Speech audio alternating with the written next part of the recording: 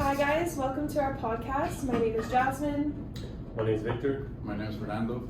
And today we're going to be talking about an extremely important topic today. We're going to be talking about drug use and abuse. So I hope that all of you guys can come in with an open mind and we can talk about different sides of the topic in a safe space. Alright, so the topic we're actually talking about today, just for the audience to know, is known as harm reduction.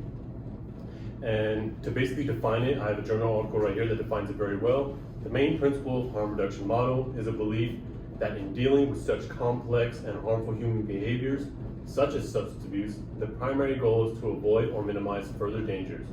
And this can be applied to any action or in everyday behavior, but since we're talking about drug use specifically, in regards to drug use, these dangers would be such as contracting HIV or hepatitis, and the very big one, drug overdose, preventing drug overdose. And according to harm reduction theory, there's ways to significantly reduce drug-related damage while the person is still a drug user, which is kind of what I just said. But to put it into perspective on why we're talking about this, pull up some statistics right now, and according to the National Survey on Drug Use and Health, 19.7 million American adults ages 12 and older battled substance abuse disorder in 2017. So you can kind of like assume that it's 2021, it's been 4 years, but it's kind of the same, like numbers don't really go up or down. And according to the same organization, there's about 150 overdoses every single day, so that's kind of crazy. So that's why we're having this discussion, because we need to find a way to minimize that, and we're proposing a good method to try to minimize that. Yeah, definitely. Exactly, as Victor was mentioning, harm reduction methods can be used for large amounts of people around the world, and there's a lot of harm reduction ways that it can be used. For example, safe injection facilities. They have been used for heroin users to go in and safely inject. They could prevent them by overdosing because there's nurses around. They provide them with clean needles, provide them with everything they need. And now it's not just for heroin, there's also for cocaine users. There's also things that go on their pipe that could like prevent them from getting diseases from other users. And even though it costs us a lot of money to facilitate these types of harm reduction sites, it is very beneficial to society and the public. Yeah, of course, and I think that some of our viewers may be hesitant about this. They wouldn't know how it would work on a large scale, but I think a lot of people don't realize that harm reductions in our everyday life, in terms of driving. Driving's super dangerous, so we take precautions to minimize the dangers from that, just like wearing a seatbelt or speed limits, because we recognize that driving is an extremely dangerous activity. Crazy. Yeah, it's like probably more dangerous than taking drugs. Not even like, I don't even think that's my opinion. I think that's actually very true. A lot of fatalities. Yeah, exactly. I think a lot of deaths come from accidents. So we have set guidelines that are put in place to minimize the likelihood of a bad accident, getting severe injuries or fatalities, and we choose whether or not to abide by that, of course, but they're still in place and are proven to lessen the risk of injury or death, just like harm reduction strategies are for drug use. So what I was mentioning earlier for our youths that are already effective harm reduction centers in their area, like safe injection sites. Now that you guys learned more about that, you guys might be like, oh, whoa, like why are they providing drug users with needles and everything they need to do drugs? Like that's only encouraging them to do drugs. But that's not actually the case, because it helps prevent overdoses, it helps prevent them from getting diseases like HIV or hepatitis, and it also prevents them from being out in the streets, like just out there when probably overdosing because they have nobody to help them. In these facilities, they take care of them and they provide them with medication if needed when they're overdosing, which could be very beneficial to everybody in society and reducing the overdose. Yeah, that's actually pretty true. And just for the viewers out there, we need to really get rid of this like recurring image that society has in regards to drug users, that all drug users are like the baseheads, they're itching and they're homeless and they have like all these bad qualities or traits attributed towards them. That's just not the case. Like most drug users that are in society, that you wouldn't even think twice that they're actually addicted to drugs, because they're normal people from the outside, just viewing them on the street. They're normal people. They have a job, they have family members, they have friends, just like the rest of us. It just so happens that they're addicted to drugs, and maybe perhaps their family and friends have pushed them away due to those actions, you know? So we really, just for the viewers out there, we really need to get rid of that idea, because it'll help you understand where we're coming from, because people will say, why are we helping these guys who are just addicted and they got themselves like that? Well, most people, they're pushed away from their family and it's the only thing they have left, you know? And Yeah. we need to really educate them on that, because if they're running to something as unsafe as drugs, we really need to educate them on, if they're to use, how to use them, because we know that opioids and alcohol, for example, if you mix them, very high chance of overdosing, you know? And most people don't even know that, because obviously people don't use opioids on the regular, so they're not gonna teach stuff like that. But that's what the point of these facilities is, to not only keep them safe, but to educate them so that in the future, they know how to keep themselves safe if they're still using, and then eventually it'll lead them to have another day, and they can eventually lead to a natural recovery. Yeah, and something that you had touched on that I want to present to our viewers is the social capital issue. I definitely think that a lot of drug users don't necessarily get better or rehabilitate because they're lacking that social capital. So stigmatization that comes from the criminalization, a lot, especially in California, a lot of drug users are criminalized for their drug use, for their addiction. So at that point of criminalization, it then affects a trickling amount of damage to their life, and that includes losing the right to vote, losing the right to serve on a jury service, losing benefits program, access to those benefits programs, and access to certificates that you need for certain jobs. And I think jobs are a super important thing for drug users, because it's something that they can look forward to every day, something that can make money for them, something that helps produce their social capital in society. A lot of people look at a person with a job and like, hey, you're doing all right. So I think that's something that we need to promote, helping them get jobs and reintegrate back into society, and that includes building up their social capital. That's extremely necessary when it comes to recovery for these addicts. Yeah, and just for the people listening who might not know what social capital means, she kind of touched on it already in some examples of it. I just looked it up on Google right now, definition, and basically what they're saying is the network of relationships among people who live and work in a particular society, enabling that society to function effectively. So everyone in their life needs it, because as humans we're social creatures and we need it to function and to have a positive mental state. So when you're stigmatized, like she was saying, when you're stigmatizing these people that are using drugs, sending them to jail, and they lose some of their rights because they have been incarcerated, they lose their social capital, and that just only makes them more likely to fall back and recidivate into drug use. So we need to come up with a better way, which we're talking about harm reduction, that can lead to a natural recovery, so they don't have to face those consequences and lose their social capital, which increases their likelihood of just staying addicted.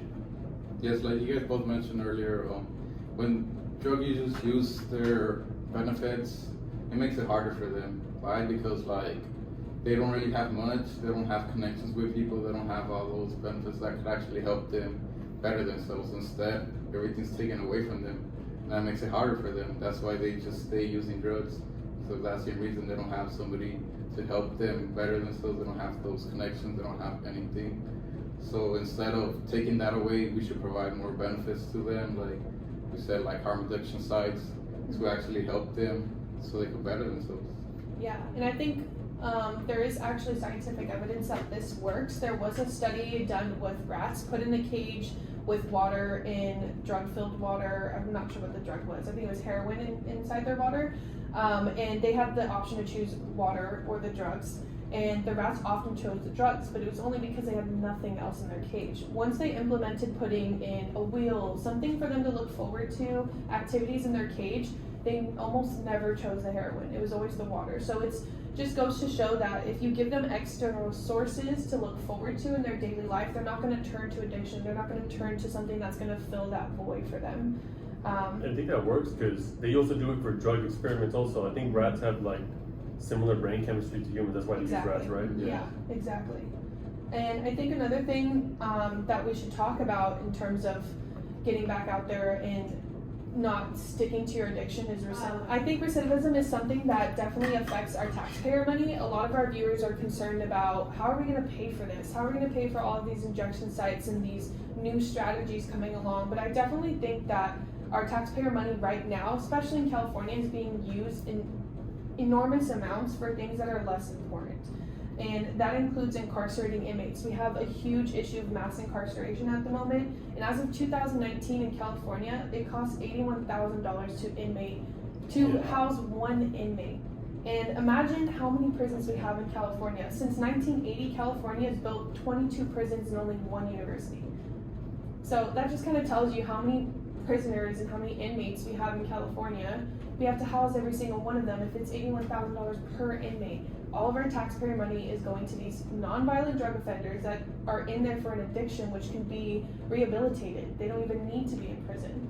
So I think all of that taxpayer money can be used in more efficient ways. If not, we'd probably be using less money in those ways. Okay, guys, in regards to, we've obviously talked about our side, but since we're like an open podcast, we don't want to be just one side shoving opinions down our viewers' throat or down each other's throat. We want to obviously bring some points from the other side so you can get an idea of what an opposing viewpoint looks like. And like she was saying, that a lot of people's opposing viewpoint is, for example, in regards to the safe injection sites, a lot of people say, why should my money go to people who have chosen to like do drugs, you know, like, but the thing is, like she was saying, you could make the same argument for the prisons. Why is my money going to 81,000? That's more than we make on this podcast, but but why is so much money going to per inmate when, like she said, there's so many non-violent offenders that less money could be going to these safe injection sites, and let's say these same non-violent offenders that we're paying 81,000 each, we could be paying less with our taxes, and they could be more effectively helped, and they can become more productive in society, you know. So although we have, just to give you guys, that's one opposing to help them instead of treat them, should be more effective than just incarcerating them and just letting them back out. Yeah, and I think an issue for some people, as you had mentioned, is seeing drug users on the streets. A lot of people have this kind of stereotype against people who are using drugs on the streets and kind of homeless, and that looks unattractive to society. But I think something that would benefit from harm reduction strategies is normalizing drug use. Everybody uses drugs. So I think something that would be extremely beneficial from it is the destigmatization of drug use. And at that point, having drug users on the streets wouldn't be an issue for us, because we know your family members are probably doing it, your coworkers are probably doing it, so it's just normal. And I think it would take away, once that stigmatization is gone from having drug use on our streets, then that would help with decriminalizing drug use overall, so that way we don't have so many people incarcerated for non-violent drug offenses. Yeah, that's pretty interesting. You guys have any other points like that you wanted to make? I think you had a point. One of you guys had a point about when we were talking before we started filming, started the podcast, about addiction as a disease. I think I know a lot of people are trying to talk about that. So I think a lot of people in society view addiction as a disease, something that's inherited, something that's a chemical imbalance. But as we've discussed before, it's very easy not very easy, but it's possible for addiction to be treated. Disease almost kind of makes it feel as if it can't be treated, it's something you're diagnosed with, it's something that you have to live with. And for example, in terms of the 12-step programs, they actually enforce the idea that you have a disease, you are not in control of it. And I think the idea that the user isn't in control gives them that lack of responsibility, and that's needed to be able to recover. So as far as the natural recovery, they need to take responsibility for their actions and their drug use and know that they have control over it. But if they keep thinking that this addiction is a disease, that gives that lack of responsibility, and they're at that point they're not able to recover because they think it's up to someone else. It's not up to them. Yeah, that's true. I think that can go back to like the social capital thing, that like if you're constantly fed that addiction is a disease and you're an addict, then that automatically like can deter you from even seeking social capital. Exactly. Because they're going to be like, what's the even point of finding that if I have a disease that will always stay with me? And then, you know what I'm talking about? That's crazy. Yeah, I never thought about it like that. Yeah, and I think just the overall goal of our podcast today is to offer a variety of perspectives on the topic and bring awareness to drug users in particular about harm reduction strategies. Because I know when we learned about it, we had no idea what it was. I can imagine drug users would even want to go near that, and a lot of drug users kind of oh, they're gonna get me in trouble, I'm gonna get arrested. And that's not something that you guys should be scared about. These harm reduction sites are actually really welcoming to drug users. So that's something that we wanted to promote to any drug users out there. Not only that, but we only wanted to voice to policymakers and people in local office about these harm reduction strategies and kind of convince and change the conversation about how harm reduction strategies can be more cost effective, more effective in general, and overall destigmatize drug use as a whole. Yeah, guys, so thanks for tuning into the podcast. We're out of time right now, but just something, like she said, something to think about. Harm reduction, if you guys have never heard of it, start to think about it. Re-listen to the information, research yourself to formulate your own opinion, because as I said, we're not trying to shove anything down you guys' throat. We're just having an open discussion about something that we have learned, and we want you guys to know, because from the evidence, it's quite effective. So maybe we can try to spread this, like she said, to policymakers, to even to your own family if you have anyone that's addicted. So yeah, Definitely. take it out, guys. Spread the Thank message. you.